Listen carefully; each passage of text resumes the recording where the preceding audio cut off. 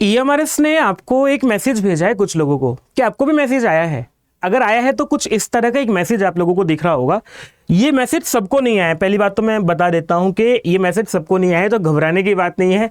जिनको आया है उन्हें घबराने की बात नहीं है, जिन्हें नहीं आया उन्हें भी घबराने की बात नहीं है। मैसेज क्या है और क्यों आया है मैं आप लोगों को बता देता हूं। तो पहले तो मैसेज पढ़ लेते हैं। मैसेज है पीजीटी वाले कैंडिडेट्स को, पीजीटी वाले कैंडिडेट्स को इन्होंने मैसेज भेजा है और कहा है कि it is noticed that you have opted the subject third language. आपने थर्ड लैंग्वेज को एक सब्जेक्ट के रूप में चुना था, ठीक है। There are 6 different languages under third language. 6 language के अंतर्गत जो है आप लोगों थर्ड लैंग्वेज में जो है वो 6 भाषाएं हैं, तो आपको 6 में से कोई एक भाषा चुननी है, ये कह रहे हैं। मैं आप लोगों को दिखा देता हूं। जब नोटिफिकेशन आया था, नोटिफिकेशन में ये 6 अलग अलग थर्ड लैंग्वेज दी हुई थी, तो इनकी अलग अलग पोस्ट थी।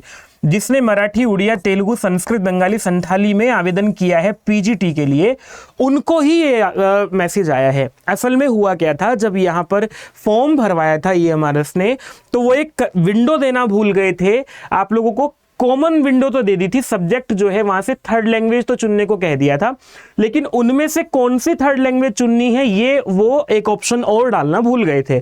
मैंने जब नोटिफिकेशन किया था, बच्चों को ये दिक्कत आ रही थी, मैंने ये नोटिफिकेशन करके बताया भी था आप लोगों को कि उनसे गड़बड़ हो गई और बाद में से वो ठीक करा लेंगे। तो गड़बड़ भी कुछ ऐसी बड़ी नहीं है, तो उन्होंने अब आप लोगों को ये मौका दिया है कि आप लोग इसको थर्ड लैंग्वेज को अपना चुनाव कर लें, ठीक है। तो केवल इन्हीं 6 भाषाओं में जिन्होंने आवेदन किया है पीजीटी के लिए, उनको ये मैसेज आया है और आप लोगों को 24 तारीख तक का इन्होंने टाइम दिया है। 24 तारीख तक आप लोगों को please note that the selection of specific language subject is mandatory for each candidate. जिसने भी इन 6 के अंदर आवेदन किया है उसको मैसेज आ गया होगा। मैसेज अगर वैसे तो सबको ही आया है, नहीं भी आया हो, तो अगर आपने थर्ड लैंग्वेज में सिलेक्शन अपना जो है सब्जेक्ट चुना है, तो आपको जाकर के अपना स्पेसिफिक सब्जेक्ट करेक्शन करना पड़ेगा। आपको कैसे करेक्शन करना है मैं बता देता हूं। EMRS की वेबसाइट खोलोगे, वेबसाइट खोलते इस तरह का पेज खुलेगा, correction window for the post of PGT. Correction window भी आज से ओपन हो गई है।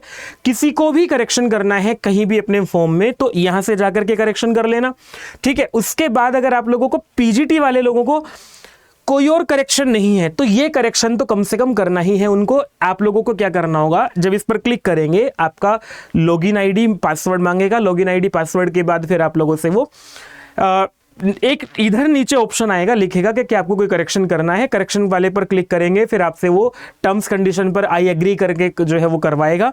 फिर उसके बाद आप लोगों को यहाँ पेज खुलेगा इस तरह से। मैं एक कैंडिडेट की, क्योंकि डिटेल है, ज़्यादा आप लोगों को करके नहीं दिखा सकता, कैंडिडेट की डिटेल शेयर नहीं करनी है, लेकिन मैंने उनका फॉर्म खोला हुआ है और आपको जो है सीधा जाना है apply for the exam centre पर जाकर के। तो यहाँ इन्होंने जैसे post graduate teacher regional language चुना हुआ है, तो यहाँ जाकर के आप लोगों को, और फिर आपके सिटी है, जो भी आप लोगों ने सेंटर चुने होंगे वो भर रखे होंगे। थर्ड लैंग्वेज पर जैसे ही आप लोग क्लिक करेंगे तो ये ऑप्शन आपके खुल के आएंगे। जो भी आपने ऑप्शन चुनना है इनमें से जिसमें आपने आवेदन किया है, ठीक है, इनमें से एक ऑप्शन चुन लो।